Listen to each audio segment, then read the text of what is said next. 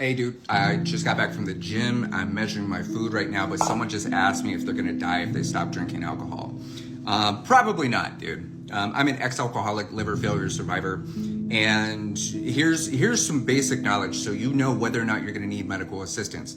First off, if you're gonna need real medical assistance, you are probably already experiencing those severe symptoms, okay? Because you're gonna experience basically the peak of your withdrawal symptoms within like 6 to 8 hours of your last drink. So if you're waking up, literally, you need to see a doctor, right? You need to tell somebody. But if you're like, oh, my heart, oh, my stomach, I have a little anxiety, you see what I'm saying? Those are typical withdrawal symptoms, and that happens to everybody. As a matter of fact, if you ever had a hangover, you've experienced severe withdrawal symptoms.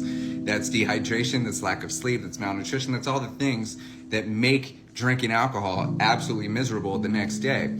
So if you're drinking casually, dude, buzz balls, things like that, and you don't have a dependency, you don't have borderline addiction or an actual addiction, then the chances of you actually needing like real medical assistance, it means you need a hospital, you need a doctor, you need to be linked up to machines, you need a staff of nurses monitoring your heart.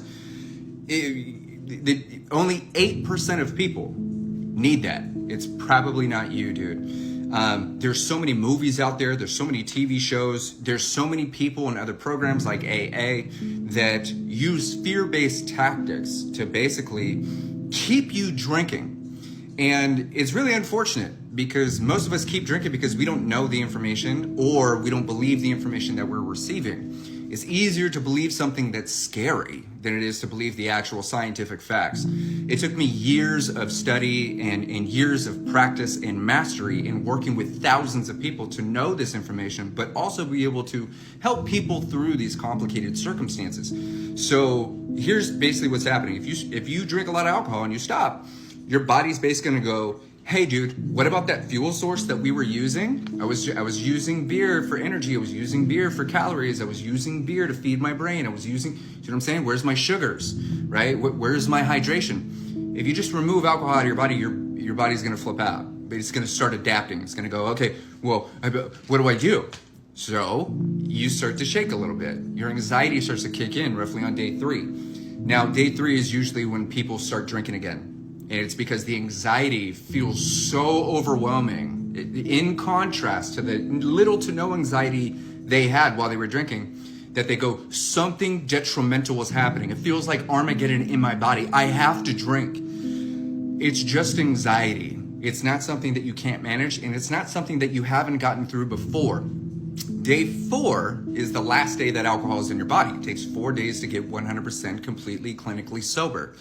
On day 4, usually everything that you experience on day 3 kind of goes away, right? And then your body goes, oh, all right, we're doing something new. Okay, now I'm really thirsty. Okay, we need to eat now, right? So where's your chicken? Where's your rice? Where's your ibuprofen? You see what I'm saying? So don't let the fear of withdrawals stop you from taking care of yourself, dude. And my exact experience is I let the fear of withdrawals turn me into an alcoholic. I literally was so deathly afraid of dying if I stopped drinking that I just kept drinking. And every single sip made my symptoms worse to the point where I was literally shaking in between drinks. I had about 30 minutes of not shaking, which means I needed more and more and more and more alcohol just to keep it chill. Just to sit here and do nothing and act like a normal person, I needed more alcohol, which led me to over 30 shots of alcohol a day, 2 bottles of liquor. So please don't talk yourself out of doing what's necessary to reach a state of sobriety. Once you get sober, 4 days, dude, then we can work together and start optimizing what your future looks like, what your body looks like, what you're eating, what you're thinking, what you're feeling, where you're going, all of those things. And then we can recover from the things that make you want to drink, right? That's what recovery is.